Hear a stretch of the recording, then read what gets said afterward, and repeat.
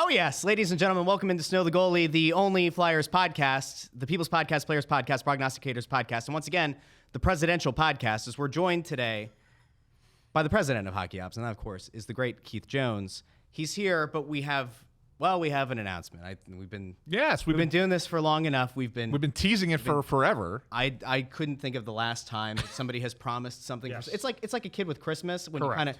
you might know that there's a chance you're going to get something and it's Some of hey, it's like you know, a you gotta 5-year-old wait. at Christmas. Or pick your favorite holiday. I don't have to do Christmas, whatever. And you say like, all right, it's going to be coming. It's going to be coming.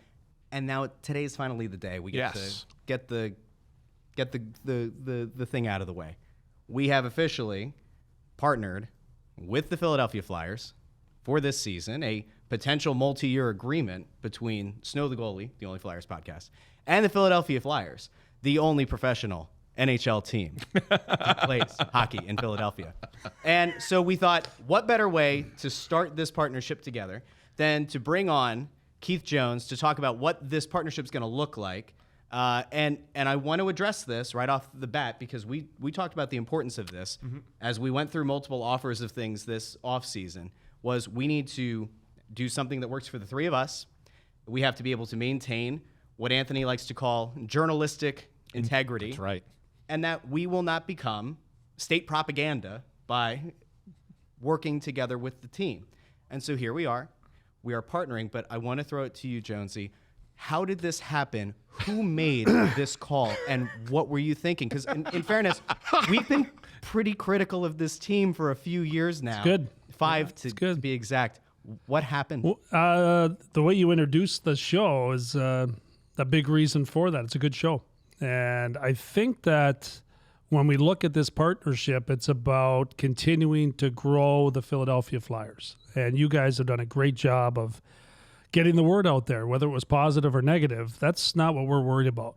We're worried about making sure that we're interesting to the people that follow this team. And you guys have a great ability to get the word out there, whether it's, through any of the three of you guys that have got together to make what I consider to be a very good podcast. So that's a big reason why this is occurring. And we're excited about it. And it's all about my journalistic integrity. That's right. Anthony's always been a great writer. There's no doubt about that.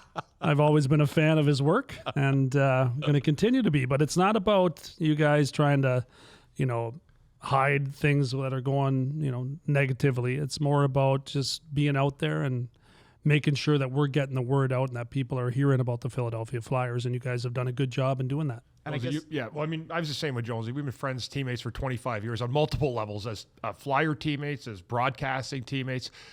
How much of the messaging when first of all, there was a change that went through this team in the past. That's stopped now. It's changed back over to you, Danny and Dan. How much of that did you hear through the fans, the frustration that they had gone through at that time, and now to see where things are at? Yeah, no, it's been a lot better. I think the messaging's been a lot better. I think the maneuvers have been a lot better. Yeah. I think the team's in a much better place to grow now. I think our fans like to be involved in that process, and be involved is understanding where things are going by people communicating the message from up top. And I think that's what we're trying to do. We're not fearful of saying what we're doing. We want to make sure that our fans feel like they're a big part of what it is. And they are. Without them, we have nothing. And I think we all recognize that in this business. And before you even thought about taking on this position, you were a broadcaster. You watched this team almost every game. If you had to go back and look at it from where you were 6, 7, 8 months ago, and you looked at this team and this organization, what was the one thing that you felt had to change if it was going to get to that point where you can grow? I think it was the connection with the fans. I mean, I think that's really what has become, was a big reason why I wanted to do this. Number one, the fans personally have been great to me over the years. I've always just been honest. I've always, basically just given my opinion. Whether it was doing the games or on radio in the past. They like to be spoken to. They like when you take a few seconds to say hello. They like when you have a conversation about the Flyers, when you're not running from them, but you're actually in the thick of them. And I think that's a big thing that had to change. So that's something that I think is a natural thing for me. I've always done it. and Chris has been around me a lot and done the same thing. So, yeah, I think that's something that needed to get better. There's a disconnect, and we want to connect things again. How much of that happened, though, Jonesy, after the passing of Mr. Snyder? Because it did feel like there was a real culture change with a new organizational approach that came in, and a lot of things that maybe didn't need to be changed were changed. And I think that's where they drew the ire of the fan base in a lot of ways. And you can disconnect quickly from your fans when you start to make wholesale changes that aren't necessarily meant to be made in that spot in time. Yeah, I don't think that he was a person that missed a whole lot of what was going on around the team. And I just think that there started to become some, missteps that were made. I don't think anyone was doing it intentionally. Of course. I just think that there were some things that kind of got away. And the number one priority for us is to bring back, the fans that have kind of lost interest, because let's face it, there's a lot to be interested about in sports in Philadelphia right now. For us, we've got an opportunity to climb back into that conversation. It's a big climb. So we need to not have any missteps, and we need to, do the best we can to make sure that our fans recognize that we care about them and care about the product on the ice, and want to make sure that we give them a competitive team, not just for 1 year, but for an extended period of time. That's the key. So again, in full transparency here, the fan base has long been divided between those who would hold the time that Mr. Snyder had with this organization as being the gold standard. And then there were people who said, well, the team didn't win. I mean, the team won 20 years before I was born, but but hasn't actually reached the pinnacle of the sport since. And so there was this large fan base segment, probably in my demo in the 30-ish range, who says, we've seen this team get to a cup. We've seen this team compete for a division, but when we point to a winning culture, what are we really talking about? Because people my age really haven't seen a ton of winning.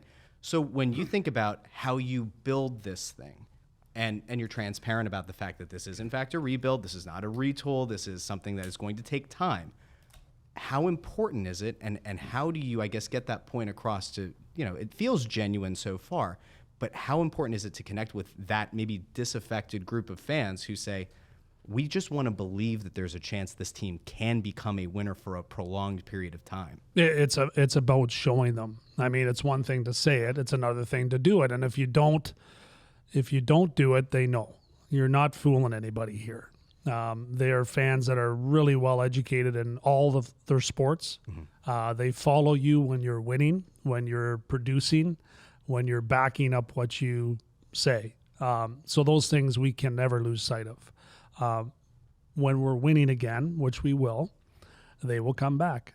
And we're very focused on building a team the right way, using a lot of different people that have a lot of knowledge about the game in all facets. We're going to use every resource that we have. Well, when you guys were introduced in the official press conference, and Danny was telling us about how development was going to be such a big thing for this organization going forward. Now we're at the start of a new season. You got to see an entire summer rookie camp, training camp.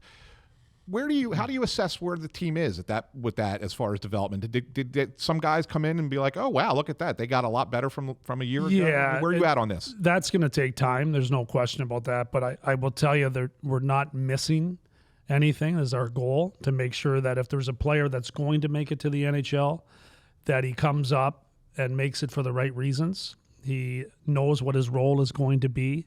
He is identified early on by us as someone that's projecting to be a valuable National Hockey League player, and we want to make sure we have hands on him. We want to make sure that we're discussing, what he has to do to make it to the National Hockey League and what he needs to do to stay there. You only stay if you get better. Right. You don't stay, as Chris knows well, if you don't improve. And we've had a lot of players come up that have showed something and then not turned out to be National Hockey League players over the last decade, basically. Yeah. Those are the guys that we want to make sure that we develop, analyze, and make sure that we're making the right projections before we put too much time and energy into a particular player. You put a lot of this team, the management team, together, Jonesy.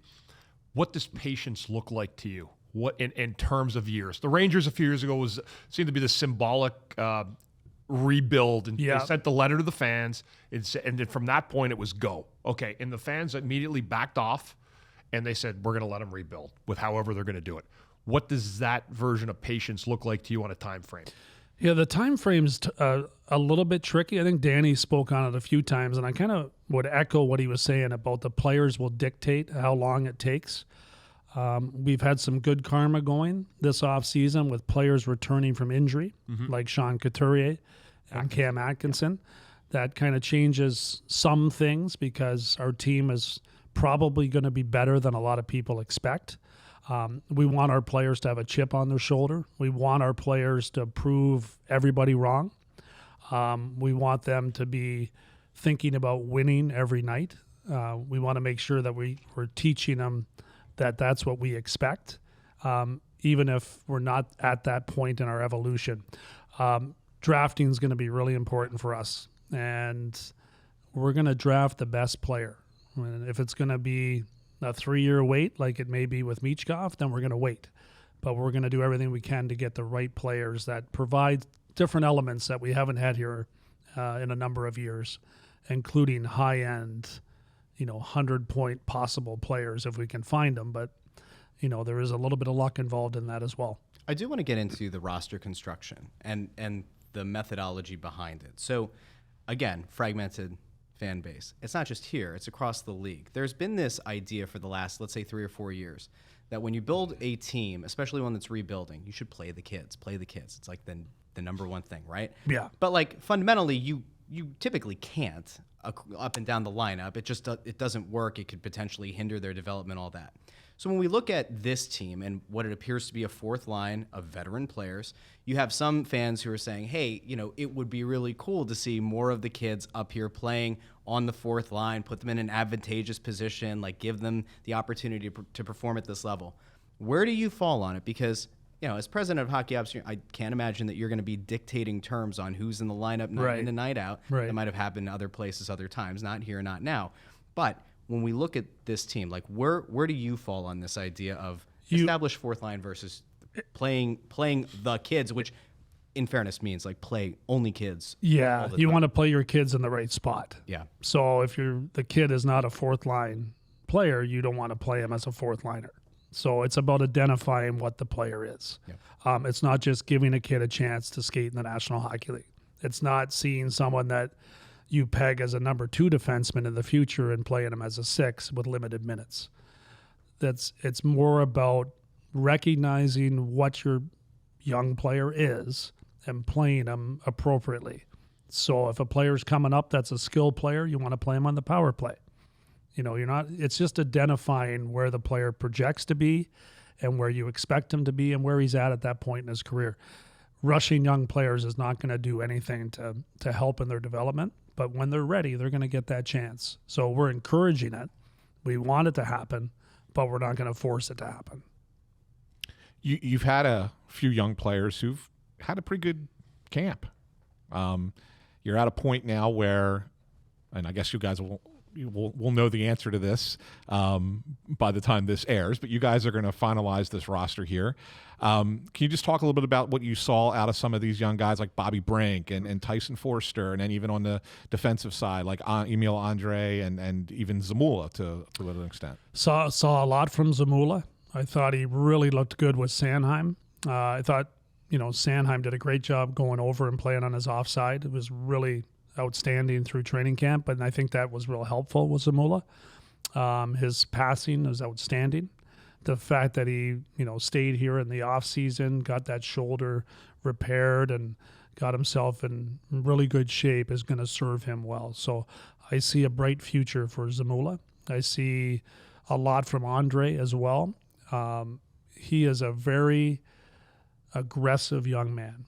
And I think it's really encouraging to watch just how he approaches the game. If he makes a mistake, he gets rid of it right away. And then he's out there making a good play going the other way.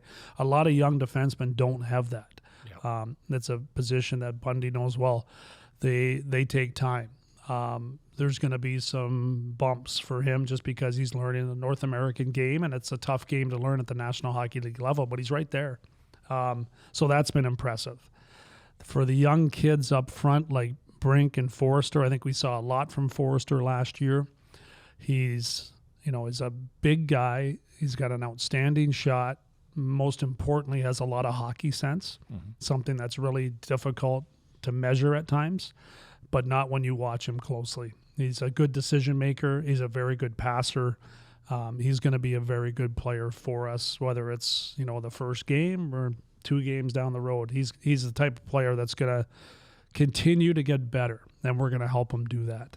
For Bobby Brink, he did everything coming into camp. It's not a player that we necessarily projected to start the year in Philadelphia, but he just kept coming, whether it was development camp, the fact he was here in the off season and did a lot to get himself, stronger, did all the things he had to do. He did a very good job in the skating tests, and, for a player that doesn't have, the most outstanding looking skating ability, he's done a really good job to put himself on the map. And then he is a player that's a skill player. He presents issues for the opposition that some of our guys don't. So it's a different look. So when he's playing, he's going to play in a role where he's getting opportunities to handle the puck and make plays, whether that's on the, the power play or even strength. He's going to play with good players, and he's earned that right so far. You mentioned that he kind of came out of nowhere, but you guys might not have thought of him as being a legitimate threat maybe to make the team from the jump. Fair. Is it safe to say then that he's maybe the biggest breakout, the biggest surprise? Or yeah, I would say that. Okay. Yeah, as far as coming into training camp. And that can change, with younger players. It can be, I use the analogy like a blade of a saw sometimes, up and down, and then a little up, and then a little bit further down, and then up. So there's going to be moments for young players that as they cut their teeth, they're going to have to find, they're going to have to find a way. I like that.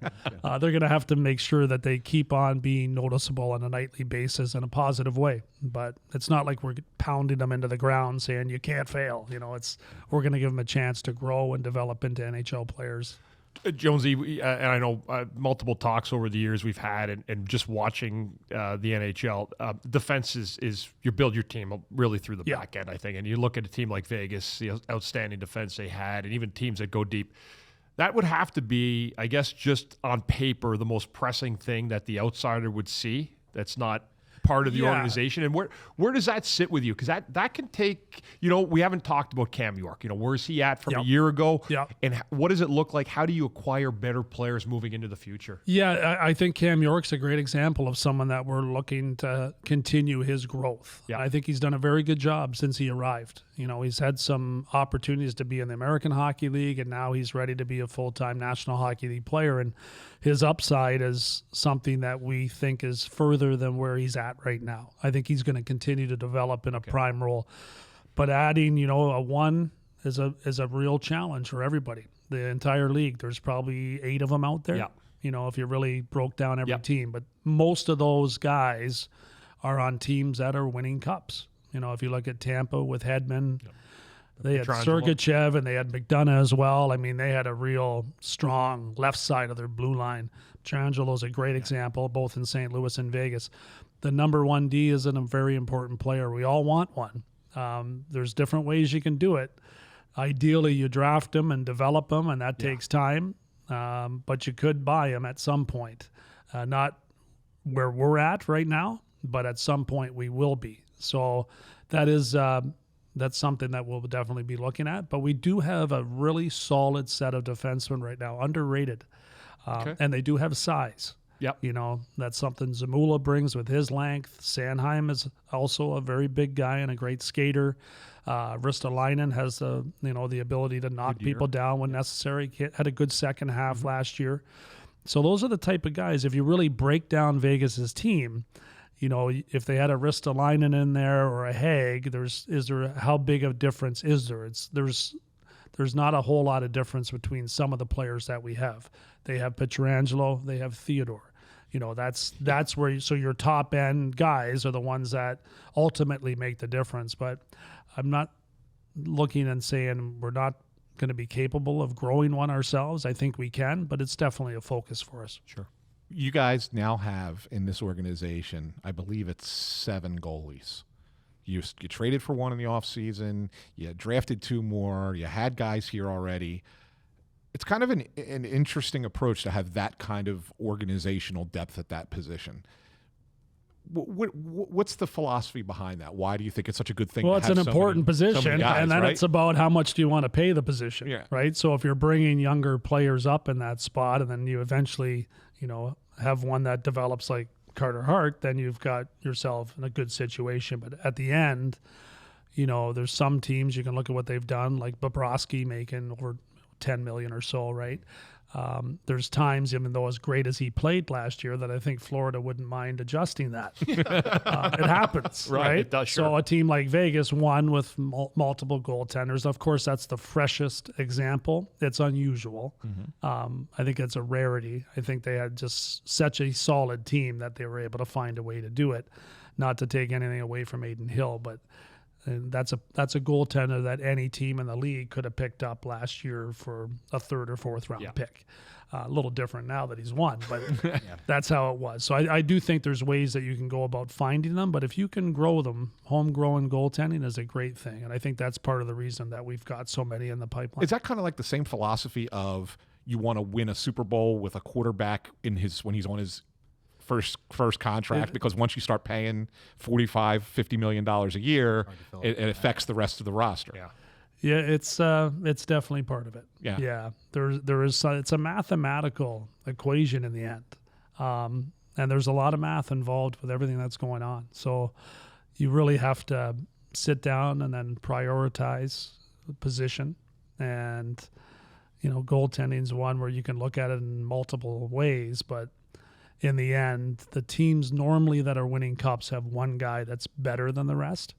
But there is some examples where, like Vegas, where a tandem has come up big and found a way to get the job done. Does that indicate to you that maybe the tide is changing a bit in not the importance of the position, because it's obviously still a massively important role to fill on a team? I don't want to say that it's you devalue it like the NFL running back, right? But when you look at it, and you said before, there are probably 8 number one defensemen that are true number one defensemen, and that obviously is critical. But when you look at goalie, are we now starting to trend to a position in the league where you say, all right, there might be 4-5 guys that you say are head and shoulders in a league of their own, and based on that, maybe you don't have to invest quite as much money in that position because, quite frankly, you might not need one of those 5 guys to win. Yeah, personally, if I was looking at a top-notch goaltender, top 5 in the league, or a top 5 defenseman, I'm taking the defenseman. I want to make sure that I'm talking top 5. Yeah. That's a number one defenseman. I would much rather have a number one defenseman and 2 1As in net. Yeah. Okay. Personally. Does it mean I'm right? No, but that's my philosophy. Right. Danny and I would probably have to have a conversation about that, and he might win the argument. But that's how I've always viewed it from, looking from up top. I think it's really important to build that defense, and the goaltending, I think there's ways to balance it out. And there's proof in the pudding now with that, Jonesy. You have Darcy Kemper. Yep. Right? These are not household name goaltenders. Aiden Hill, Yep. Jordan Binnington. Yep. These are guys that were nobodies at the time. Kemper had been around a little bit, but there's certainly proof to that. And when you look at those teams that with the defense and the core of the players they had, it was built from the back end out, and you could live with good goaltending. Yeah, even when Colorado won, Francouz came in and played Yes. some really key games in the conference final. Yes. And that was obviously really important, but that team won because they were better everywhere else. Yeah. They won because they had 3 defensemen that are top defensemen, and Taves and Bo Byram and, of course, Makar. But when you look at their back end, you see why they won. And I think that's something that we definitely are, keeping an eye on and making sure that it's part of our philosophy and the way that we're thinking moving forward. Now, there is one, I think, kind of glaring thing here. So this offseason, you guys moved on from the guy who I think many had been told for a long time was that number one, was going to develop into being that number one. And as we talked about on this show, we didn't really view him to be that number one. And I think based on your comments, if you thought that he would still be here. So when you look at building, you move him out, it's created opportunities for other guys. One guy who stands out as needing a bounce back season is a Travis Sanheim, who signed a massive deal last fall. I think before ever taking the ice with this head coach, Yeah. that was a move that was looked at with some sideways glances. But in the past, we've watched Sanheim play and say, man, like when he's on, he looks like a guy who can be a top pair defenseman. Yeah. How do you get through to him as an organization, towards his coaching staff? How do you get through to him to just play and to not overthink it, not let the weight of that contract It's been an just play? It's been an easy thing. This summer he came in, he put on 17 pounds of muscle. He's walking around with, some swagger, and he's playing with it, and we're encouraging it. He is the one guy that has a tremendous amount of upside. And I think you're going to see, at least from what we saw in the preseason and what we've seen, through the training and the practices, he's taken on a much bigger piece of the pie. And sometimes that can happen because a player decides, hey, they've taken care of me, they've paid me, I'm going to do everything I can to be better. Some of it's about opportunity. Some players leave, and all of a sudden that player's in a more prominent role and they thrive in it. I think that's what we're seeing from Travis. I'm really encouraged by the way he's played. He's been aggressive. He's been pushing the offense, and we want him to. We want to create more from our back end, and he's one player that has a lot of offensive upside. He looked so much bigger. I saw him hit a home run to dead center field at Citizens Bank Park. It's funny, right? Like I was like, where did this come from? I would tell you, you mentioned the contract. When you look at the contracts that are coming, that contract's going to be a bargain in the end. This has been your argument. It's some people say, what? But it really, I truly believe that that's going to be the case with Travis at the end. Is your guy up front, for me, when you just talk about Sanheim, like for me, he needs to show, and sometimes it's difficult for a guy who maybe, I've been in that position where you lose the one, or you don't have the one, and then you're required to fill that space. And sometimes it's not always sufficing to the eye of management, but even though that guy's doing the best job that he possibly can in Sanheim. But when you take the forward look, Jonesy, and for me, just looking up front, it is Sanheim on the back end.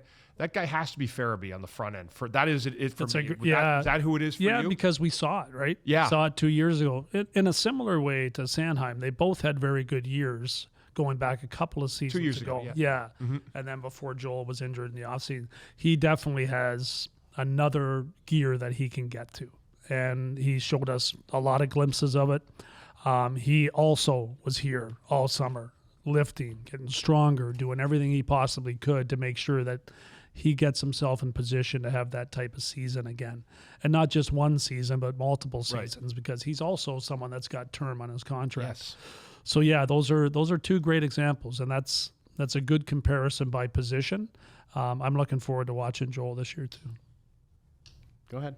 You look like you had something. No, You I don't was giving Oh, you the no, sign no, that we no, gotta I know, wrap this I up, kinda 'cause I figured. promised Jonesy we would You limit guys are good. it to a certain amount of time, and you just keep your questions are so long. Listen, we're partnered now. Too bad. Your questions, you take time. like a minute and a half to Time ask is an illusion. Next time, you want to answer him No, whenever no. you want to answer. Just I interrupt like him. his question. So You know Yes, why? just Now he interrupt knows him. why he brought us in now. So here's my last one. When you look at this team, and we talked about the presence of veterans on the team, one of the things that we've talked about quite a bit is you get guys coming back off of injuries like an Atkinson. Yeah. You get a guy back like Couturier. You get a guy like Stahl in the offseason. Stahl would appear to be somebody who, he could probably play a solid leadership role in helping these young guys, but ultimately you maybe think, hey, the trade deadline comes up, he has a chance to go to a contender, it could be in play perhaps. Right. When you look at an Atkinson, you think he's got to prove that he can stay healthy.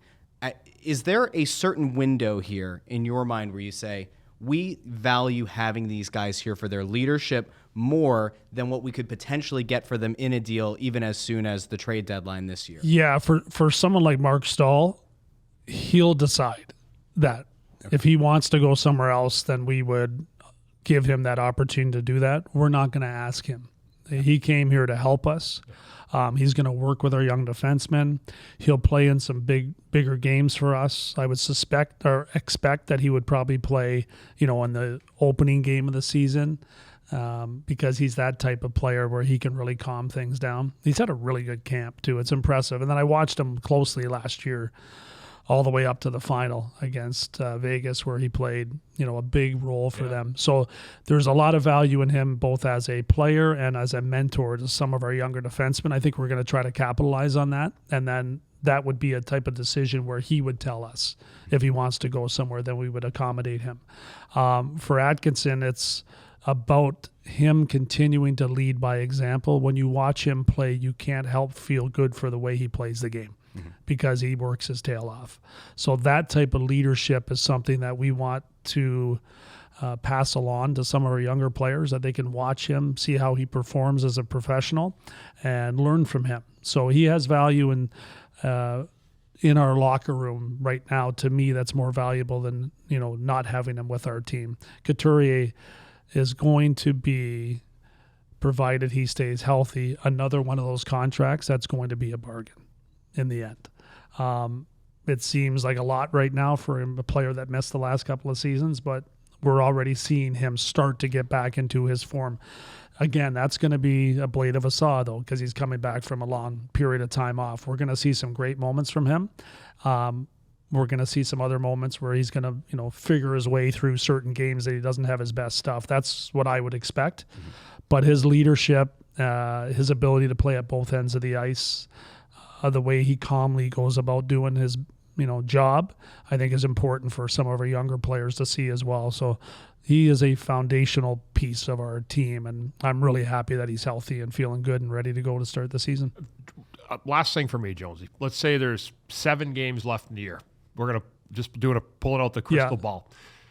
Are the Philadelphia Flyers comfortably in the playoffs, in the 7th or 8th position, or on the outside looking in, just on the outside? I'm not sure. Like I think that our guys are going to surprise people. I don't want to give any great expectations as far as where we're going to end up points wise. I know we're going to be a really competitive team, and that's what's most important to me. I don't think teams are going to come in here and have an easy night. I think we're going to represent our fan base properly. But where we're at as far as points go, I'm not sure, because things could change near the trade deadline. Sure. I mean, there's going to be some things that we're doing that are keeping an eye on the future as well. But we want to play properly. We're never going to tank a game. So our guys are going to fight right till the end. That's great. That's for sure. Yeah, should be. I wish that I would have asked this question before Bundy, because that would have been. You just said we needed to wrap it. No, but that would have been a great question to end on. But there was one player that we didn't talk about that I think gets a lot of attention, especially online. Flyers fans ask us about all the time. Is a guy like Morgan Frost, who at the end of last year was still kind of, Torts was saying he was still kind of evaluating him, right? In that regard. And so there's some back and forth of where he kind of fits and going forward. What have you seen from him this training camp? I've seen a lot. I thought he really played well in the last game of the preseason as well. He's been good on draws. Most importantly, he's won a lot of puck battles. When Morgan first came up, if he lost the puck, it was very difficult for him to get it back. Now he's starting to get it back. And so much of this game is based upon how you get it back, how quickly you get it back, and then he has the ability to do stuff with it when he has it. He's got a unique skill set, and I'm actually really feeling some positive vibes about where he's headed in his career. These are a big couple of seasons for him. We got him on a fair contract, and if he has a start like he did to the finish of last season, we've got a really productive player that should be thinking to himself that I got a lot to prove, and to increase his value both internally with us and with the rest of the National Hockey League. So this is the age where you either go one way or the other. I expect him to go up, and I'm really looking forward to watching him play. I think we can wrap this up. Yeah, now I think we're good. Podcast. The presidential podcast. So a big thank you for coming on. Thank you, guys. I'm assuming this probably won't be the last time. No, it won't. No, of course not. No, we're around, so it's not like we're going to be hiding anywhere. This is the most polite Jonesy and me have ever been to each other. We call that maturity. That's good stuff. So a big thank you to everybody who listened out there. And we do have one other partial announcement here as part of the show. Not only are we going to be doing this podcast, as we said, partnered with the Flyers, but of course, on game days, people have been asking for this for quite a while, and we alluded to the fact Bundy has a commitment for the radio for Pregame radios, and then we we even said something about are you busy during intermissions or postgame? Well, now we can talk about the fact that we'll be bringing back the Press Row Show every home game at Wells Fargo Center. We will be out and about. We will be among the people. So while we might call it Press Row Show, we might change the name. I don't know. We'll still decide this. But yes, we will be out there somewhere in the arena looking to engage with fans, to talk about this game in between periods. And you find that on the Snow the Goalie YouTube channel. Bundy will be with us. Come get a picture. Come say hi. That's whatever right. it is. That's what we want. We want to be around the fans. That's what the show is all about to us. And it's going to be great. It's going to be awesome. Really excited. It's going to be awesome. So we'll be there pregame, intermissions, and postgame. Got a lot of fun stuff planned for this year. So a big thank you once again to Jonesy. A big thank you Thanks, to guys. our new Good to see you. partners, the Philadelphia Flyers. For Ant, for Bundy, I'm Russ. Thanks for listening to Snow the Goalie, the Only Flyers podcast. Talk to you later.